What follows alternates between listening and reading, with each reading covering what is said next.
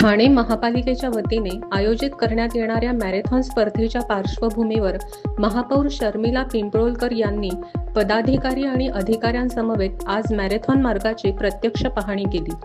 महापालिका मुख्यालयातून पाहणीला सुरुवात करण्यात आली। यावेळी मार्गावरील वाहतूक व्यवस्था, सुरक्षिततेचे उपाय, स्वच्छता तसेच इतर आवश्यक सुविधांचा आढावा घेण्यात आला। संबंधित अधिकाऱ्यांना आवश्यक त्या सूचना देखील देण्यात आल्या। मॅरेथॉन स्पर्धेचे नियोजन सुरळीत आणि सुरक्षितरित्या पार पडावे यासाठी प्रशासन सज्ज असल्याचे यावेळी स्पष्ट करण्यात आले।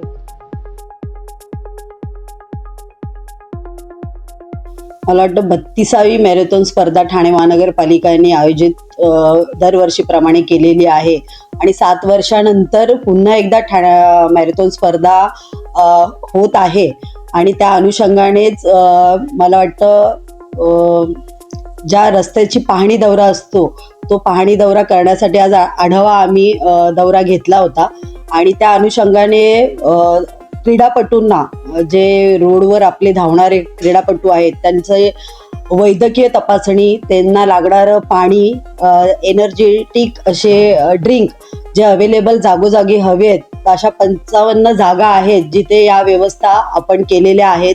त्या कुठे कुठे व्यवस्थित आहेत त्या बघण्यासाठी आज आपण सभागृह नेते, उपमहापौर, महापौर आणि गटनेते आम्ही सगळ्यांनी हा आढावा दौरा घेतला होता आणि ज्या ठिकाणी मला वाटतं MMRDचे काही रस्त्यांच्या ठिकाणी दुर्दशा अवस्था दिसली आहे तर MMRDच्या लोकांची काल उद्या मी बैठक आयोजित केली आहे। मॅम, कुठून हा मार्ग सुरू होईल आणि कशा प्रकारे ह्याचा ठाणे महानगरच्या पालिकेच्या समोरूनच खरं तर हा चालू होतो आणि ठाणे महानगरपालिकेच्या समोरच संपणार आहे।